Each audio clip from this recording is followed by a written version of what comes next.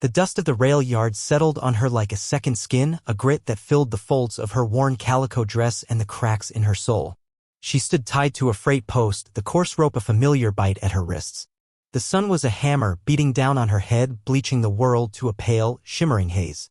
Around her, the town of Redemption milled and stared, their whispers like the buzzing of flies. She had been left here, another piece of failed cargo from a life she never chose. She was not a person, she was a burden to be discarded, a problem to be solved by public spectacle.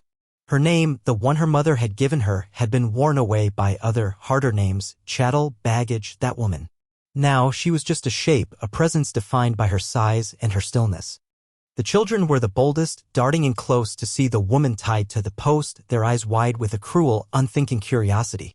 The men appraised her with a mixture of pity and contempt, like a foundered horse. The women pulled their shawls tighter, their faces pinched with a judgment that felt older than the mountains themselves. She kept her eyes fixed on a loose plank in the station platform, counting the splinters. It was a small thing, a point of focus in a world that had become a blur of shame. She had learned long ago that to look back at them was to invite more pain. Silence was her only armor. She had built a fortress of it brick by silent brick until she could exist behind its walls, untouched by the jeers and the casual cruelty. She listened to the auctioneer, a man named Marcus Thorne with a voice as slick as snake oil, trying to offload her. He did not call her by a name. He called her a strong back, a good worker, a bargain for any man needing an extra hand, or a warm body for the winter. The words slid off her, meaningless. She was simply waiting for the next turn of the screw. Then a shadow fell over her.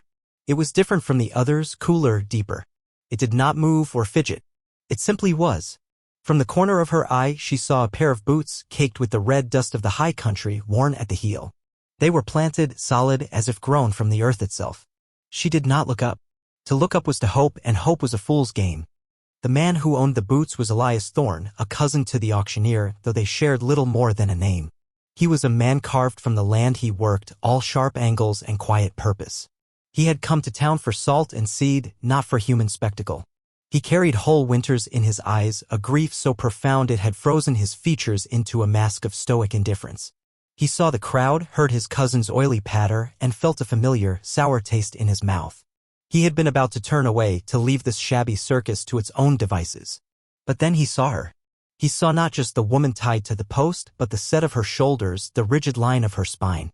He saw the way she refused to look at the gawkers, the immense effort of her stillness. It was a pride so deep and so wounded it was almost invisible. In her forced resignation he saw an echo of his own hollowed-out existence. He had lost his wife, Sarah, and their young son to a fever that had swept through their homestead like a prairie fire, leaving nothing but ash and silence. He knew what it was to be left behind, to be weathered by a world that did not care. Marcus was growing frustrated. The bidding was non-existent. He was about to cut his losses, to perhaps send her to the workhouse in the next county. Last chance, he called out, his voice sharp with annoyance. A pittance for a woman who can cook and clean and keep a man company. The insinuation hung in the hot, still air. Elias stepped forward. The crowd parted for him, a quiet ripple of surprise.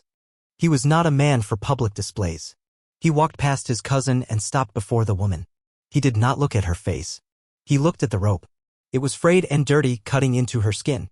He reached into his pocket and pulled out a handful of coins. They were not many. They were meant for seed. He dropped them onto the freight barrel next to Marcus. The clatter was unnaturally loud in the sudden quiet. He did not say, "I will buy her." He did not say, "She is mine." He looked at his cousin, his eyes as flat and gray as a winter sky. "This settles my debt to you, Marcus." Marcus blinked, confused. "What debt?" "The one you just created," Elias said, his voice low and steady, a sound that seemed to come from under floorboards. He turned his gaze to the woman, still not meeting her eyes, but addressing the space around her. "You're coming with me." He pulled a small, sharp pocket knife from his coat. The blade caught the sun, a sliver of light. The woman flinched, a tiny, almost imperceptible movement. She expected the blade to be for her, another mark on a life already scarred. Instead, Elias reached past her and sawed through the rope. The fibers parted with a dry sigh. The rope fell away. For a moment, she did not move. Her wrists were raw, imprinted with the memory of the bond. Freedom felt strange, a garment that did not fit. Elias turned and began to walk away, not looking back to see if she followed. He trusted the finality of his own words. He had made a decision, and the world would have to adjust. She hesitated for a single, long breath. The whispers of the crowd washed over her. She could stay. She could run. But where? To what? The man walking away offered nothing but an unknown, a void. But the post behind her was a certainty, a promise of more of the same. She took a step, then another, her bare feet clumsy on the hot, dusty ground. She followed the shadow of the stoic man, leaving the town of redemption behind them. The dust lifted behind them like ghosts. The journey to his homestead was made in silence. The land grew harsher, more desolate as they left the meager green of the town behind. The sun beat down and the wind was a constant, mean-spirited thing that whipped her thin dress against her legs and threw dust in her eyes. Elias walked at a steady, unhurried pace. He did not speak, did not look back. He was a force of nature, like the wind or the sun, a thing to be endured. After an hour, he stopped. He unhooked a canteen from his belt and held it out to her. He did not look at her, but at the horizon. His gesture was simple, functional. She stared at the metal flask for a long moment, suspicion a hard knot in her stomach. Kindness, she had learned, was often just a prelude to a different kind of cruelty. But her throat was a desert. Her lips were cracked. She reached out, her hand trembling slightly, and took it. The water was warm, tinny, but it was the most beautiful thing she had ever tasted. She drank, then handed it back. He took it, drank himself, and they continued on. It was a transaction, nothing more, but it felt like the first solid thing she had touched in years. His home was not a home. It was a scar on the landscape, a small, weathered cabin and a leaning barn huddled against the vast, empty sky. The wood was bleached gray by the sun and scoured by the wind. It looked as hollowed out as he did. A few chickens scattered as they approached, their clucking a frail sound against the immense silence. Near the cabin, under the shade of a lone, twisted cottonwood, were two mounds of earth marked by simple wooden crosses. One was the size of a man or a woman. The other was heartbreakingly small. She stopped, her gaze fixed on them. Now she understood the geography of his grief. This was not a house, it was a tomb he had chosen to live in. Elias walked past the graves without a glance and pushed open the cabin door. It creaked on its leather hinges. "In," he said. It was not a command, just a statement of fact. She stepped inside. The interior was dark and smelled of wood smoke, dust, and something else, a deep, settled loneliness. A rough-hewn table and two chairs stood in the center of the single room. A stone hearth, black with soot, dominated one wall. In the corner was a cot, a thin mattress covered with a patched blanket. Everything was stark, functional, worn. There were no curtains on the windows, no pictures on the walls, no sign of the woman who had once lived here. It was a space that had been scrubbed clean of memory. He gestured to another corner where a pile of clean but worn blankets lay next to a straw-stuffed pallet. "That's yours," he said. He had given her a space. Not a bed, but a space. It was more than she'd had in a long time. That night, he cooked a stew of dried beans and salted meat. He ladled it into two wooden bowls and set them on the table. He sat and she, after a moment's hesitation, sat opposite him. They ate in the flickering firelight, the only sounds the scrape of spoons against wood and the howl of the wind outside. The silence was not empty. It was heavy, a weighting thing. She kept her eyes down, but she could feel his presence across the table, as solid and unyielding as a stone. When they were finished, he took the bowls, rinsed them in a bucket of water, and set them by the hearth. He went to his cot, lay down, and turned his back to the room. He did not say goodnight. He did not lock the door. The unspoken contract was clear: food, shelter, space. Nothing more was offered. Nothing more was asked. She lay down on her pallet, pulling the rough blanket up to her chin. The floor was hard, the blanket thin, but for the first time in as long as she could remember, there was no lock on the door. She slept. The days settled into a rhythm, slow and deliberate as a heartbeat. They did not speak of the past or the future or of the town they had left behind. Their lives were stitched together with the raw thread of work. He would rise before the sun, his movements quiet and economical, and head out to the barn or the fields. She would rise with the first light, her body stiff from the pallet. At first, she did nothing, simply watched, a ghost in the corner of his life. She expected orders, a list of chores, a sharp word. None came. He seemed to work as if she were not there, mending a broken fence post, clearing rocks from a stubborn patch of earth, his face set in its familiar, unreadable mask. On the third day, she picked up the broom. The floor was packed earth, but it was littered with dust and tracked-in dirt. She swept, the rhythmic shush-shush of the bristles a comforting sound. She swept the hearth, tidied the few tools by the door, and wiped the table with a damp rag. When Elias came in for his midday meal, he stopped in the doorway, his eyes taking in the small changes. He said nothing. He simply sat and ate the bread and cheese she had set out. But the line of his shoulders seemed a fraction less tense. She began to cook. His larder was meager: flour, beans, salted pork, dried apples. She found a small patch of wild herbs growing near the creek and added them to the stew. The flavor was a small rebellion against the bleakness. She baked bread. The first loaf was a disaster, hard and dense. He ate his piece without complaint. She threw the rest to the chickens. Her second attempt was better. It was not soft, but it was bread. Section, a little dry, he said one evening, holding up a piece. It was the most he had said to her in a week. She looked at him, a spark of defiance in her eyes. You didn't complain about mine. A flicker of something, surprise, amusement, crossed his face. It was there and gone so quickly she thought she might have imagined it. He took another bite. No, I didn't. The house began to change in small, almost imperceptible ways. She washed the single grime-streaked window, and the afternoon light that slanted through it seemed less lonely. She found a crate and turned it into a small shelf for the bowls and spoons. She scrubbed the soot from the stones of the hearth until they were gray again, not black. She was not decorating. She was nesting. She was claiming inches of this desolate space as her own. One afternoon, while he was out mending the roof of the barn, she walked to the two graves under the cottonwood. The wind had blown leaves and twigs across them. She knelt, her knees sinking into the dry earth, and cleared them away. The wooden crosses were weathered, the names carved into them almost gone. Sarah, Isaac. She traced the letters with her finger. She had not known their names, but she knew their absence. It lived in the silence of the house, in the haunted look in Elias's eyes. She found a patch of stubborn, pale purple wildflowers clinging to the bank of the creek. She picked a small handful and placed them in a cracked jar she'd found behind the barn. She filled it with water and set it on the ground between the two crosses. It was a small, foolish gesture, but it felt necessary. When Elias returned, he saw the jar. He stopped his walk and stood there for a long time, his back to her. She watched from the doorway, her heart pounding. She thought he might be angry that she had trespassed on his private grief.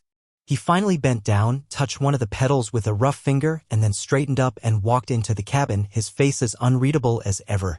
But that evening, when a chill wind blew down from the mountains, he draped a heavy wool shawl over the back of her chair before he sat down to eat. It was his wife's, she knew. It smelled faintly of lavender and disuse. She pulled it around her shoulders. It was warm. The slow thaw continued, a gradual melting of the ice that had encased them both. He began to leave a bucket of fresh water for her by the door each morning. She began to hum a quiet, tuneless melody as she kneaded dough. He fixed the wobbly leg on her chair. She mended a tear in his coat, her stitches small and neat.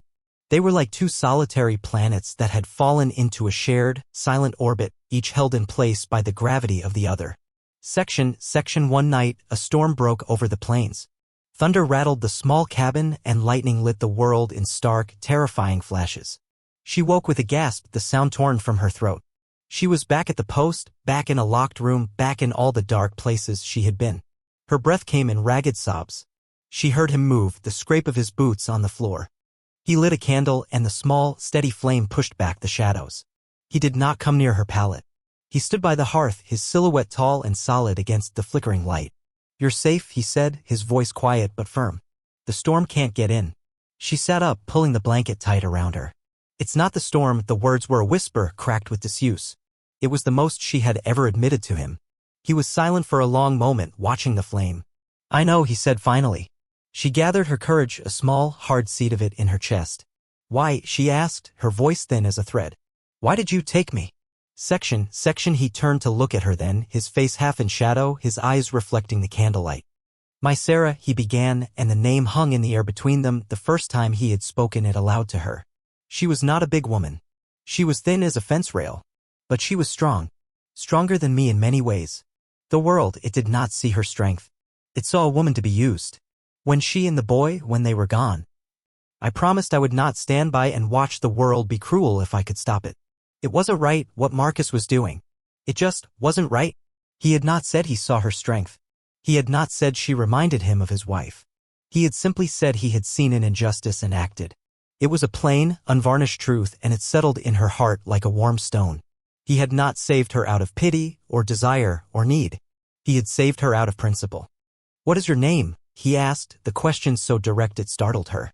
She had not spoken it in so long it felt foreign on her tongue. "Lena," she whispered. "Lena," he repeated. The name sounded solid in his low voice. Not a whisper, but a statement. He nodded as if settling something. "You should try to sleep, Lena. I will keep the candle lit." He sat in the chair by the fire, a silent watchman, until the storm passed and the first gray light of dawn touched the window. She lay on her pallet, the sound of her own name echoing in her ears, and for the first time she did not feel like a ghost. She felt like a person. The seasons began to turn. The relentless heat of summer gave way to the crisp, golden days of autumn. The cottonwood by the graves turned a brilliant, defiant yellow before shedding its leaves. The routine of the homestead was their language now, a dialogue of shared labor and quiet companionship. He taught her how to split wood, his hands guiding hers on the axe handle for a brief, startling moment. She taught him, without words, that a house could be more than a shelter. It could be a place of warmth and small comforts. One day, he returned from a trip to a neighboring homestead with a sack of flour and a small, clumsy-looking object wrapped in burlap. He set it on the table. It was a chair, newly made, though it's still pale and smelling of pine. It was a copy of the one he sat in, but smaller, sized for her. She looked at it, then at him. Words failed her. "The palate is hard on the bones when the frost comes," he said, looking away, already busying himself with unpacking the flour. "A person needs a proper place to sit." She ran her hand over the smooth, sanded wood. A chair. A place that was hers. It was a gift more precious than jewels.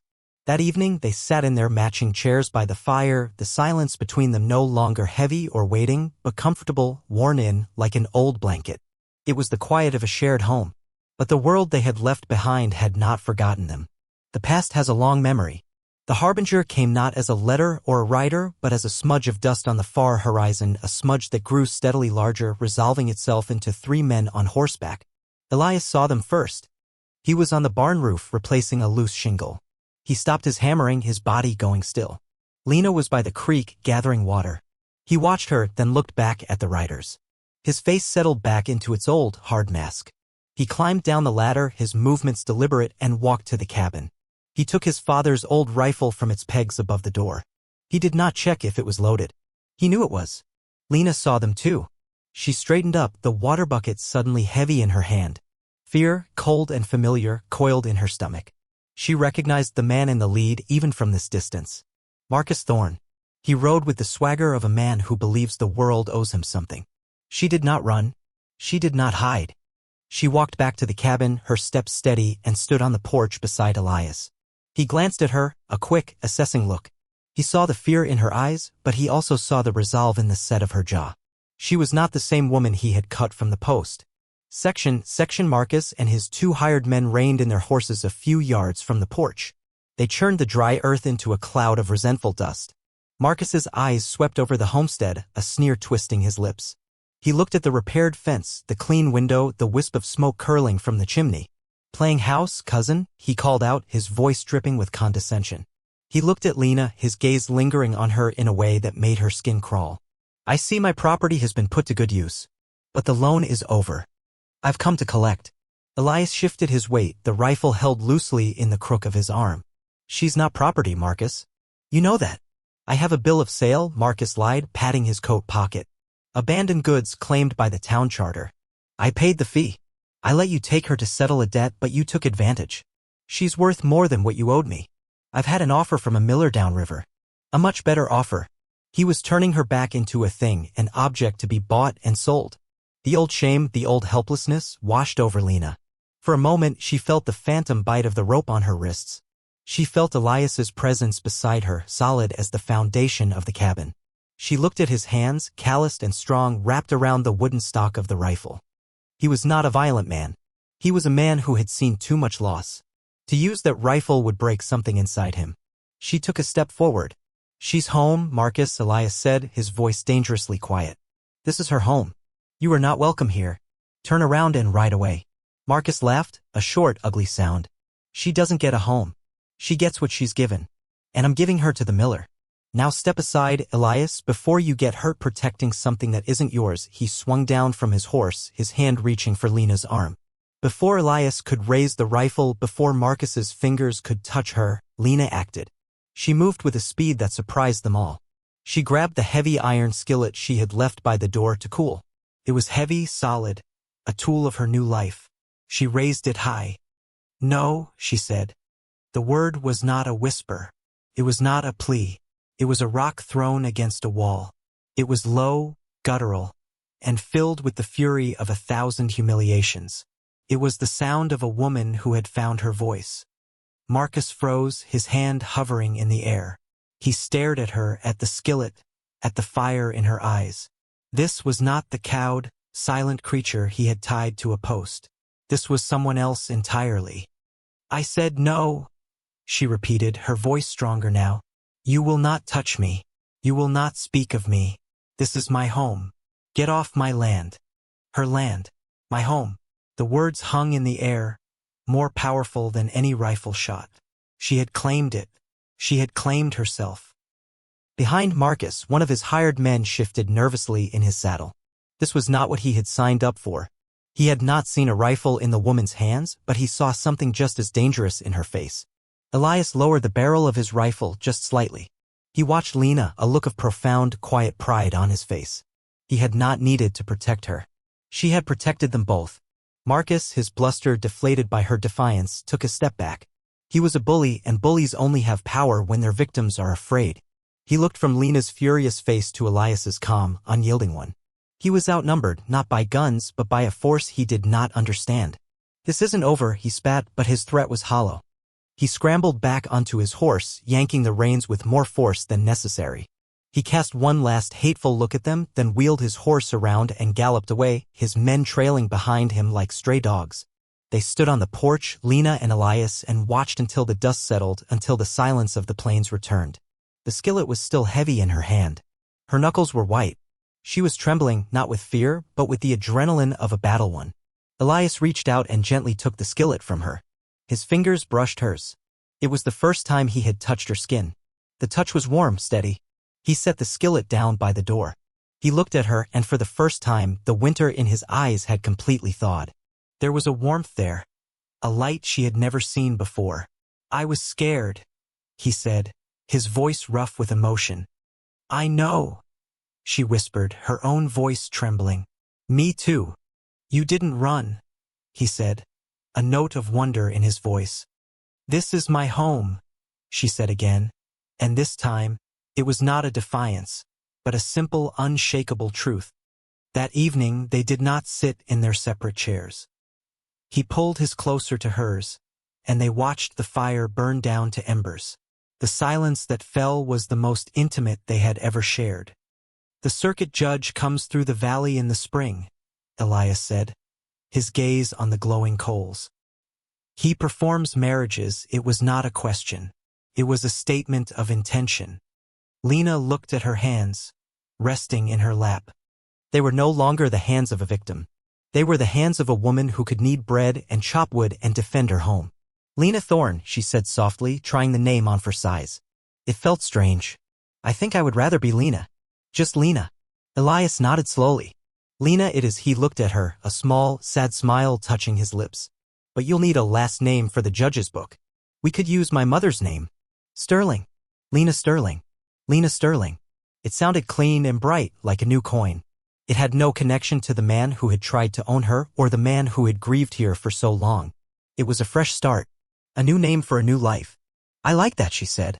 In the spring, when the wildflowers returned to the creek bed and the ground had softened, they rebuilt the small, leaning fence around the graves.